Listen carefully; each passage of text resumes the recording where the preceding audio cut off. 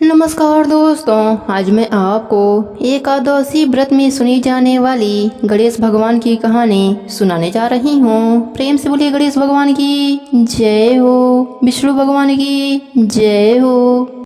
बहुत पुरानी बात है, गणेश भगवान अपने भक्तों की परीक्षा लेने के लिए धरती लोक पर आए और छोटे बच्चे का रूप लेकर एक मुट्ठी चावल और एक चम्मच में दूध लेकर एक गांव में गए। वहाँ पर सबसे बोले, मेरे दूध और चावल का खीर बना दो, पर किसी ने भी नहीं बनाई। वहीं पर एक बुढ़िया माई बैठी थी। उन्होंने कहा, बेटा लाओ, मैं बना देती हूँ। वह बुढ़िया माई अपने घर में गई और खीर बनाने के लिए एक छोटा सा बर्तन चूल्हा पर चढ़ाया। तब बालक रूप लिए गणेश जी ने कहा, दादी माँ, छोटा सा बर्तन मत चढ़ाओ, तुम्हारे घर में जो सबसे बड़ा बर्तन हो उसे चढ़ाओ। बुढ़िया माई बालक का मन रखने के लिए बड़ा सा बर्तन चढ़ा दिया। वह देखती ही रह गई कि वह जो थोड़े से चावल उस बड़े से बर्तन में डाले थे वह तो पूरा भर गया है। गणेश जी ने कहा, दादी माँ, मैं नहा धोकर आता हूँ।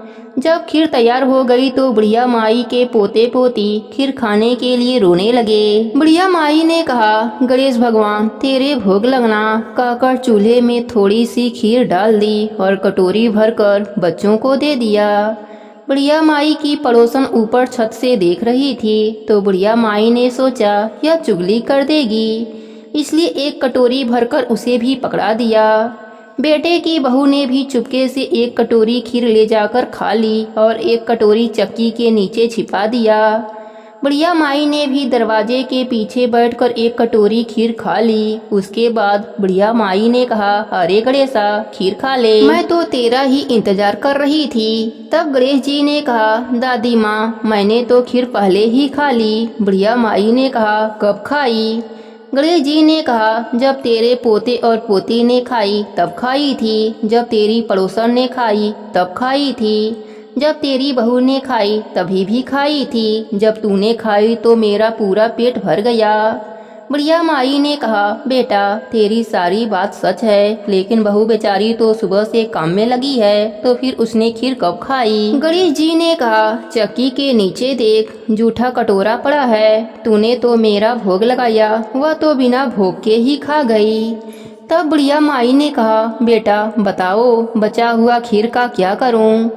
तब गणेश जी ने कहा, पूरे नगर में बांट दो। जब राजा को यह बात पता चली तो राजा ने बुढ़िया को बुलाया और कहा, क्यों रे बुढ़िया, ऐसा बर्तन तेरे घर में कहाँ से आया? ऐसा बर्तन तो राजमहल में होना चाहिए। बुढ़िया माई ने कहा, राजन, आप खीर का बर्तन ले लो। जब खीर का बर्तन राजमहल में आया तो खीर में कीड़े मकोड़े पड़ गए और दुर्गंध भी आने लगी। फिर राजा ने खीर बुढ़िया को वापस दे दिया। जब बुढ़िया ने खीर लिया तो खीर पहले की तरह स्वादिष्ट बन गई। फिर बचा हुआ खीर बालक के कहने पर बुढ़िया माई ने झोपड़ी के कोनों में गाड़ दिया। सुबह तक बुढ़िया माई का घर अन्न धन से भर गया, झोपड़ी की जगह महल हो गया। सभी लोग गणेश भगवान की जयकारा लगाने लगे। हे गणेश जी महाराज, जैसे आपने बुढ़िया पर अपनी कृपा करी, उसी तरह अपने सभी भक्तों पर अपनी कृपा बनाए रखना। सबके व्रत को पूर्ण करना, कहानी अधूरी हो तो पूरी करना, पूरी हो तो मान रखना।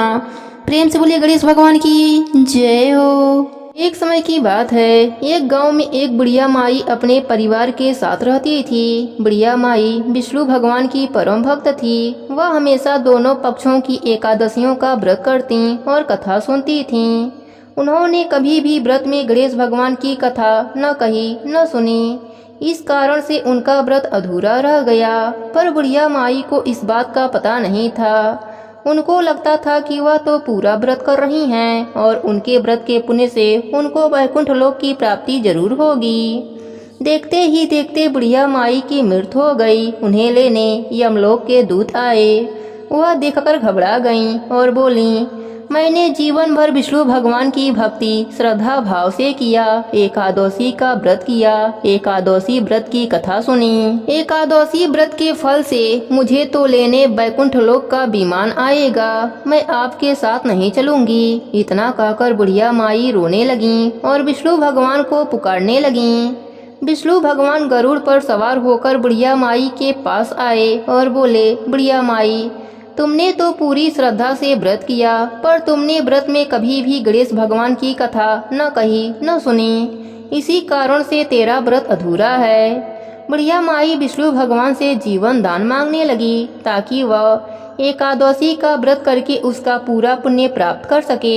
इस प्रकार बुढ़िया माई को विष्णु भगवान ने 2 साल के लिए फिर जीवित कर दिया। अब बुढ़िया माई जीवित होते ही गणेश भगवान का नित्य नियम करना चालू कर दिया।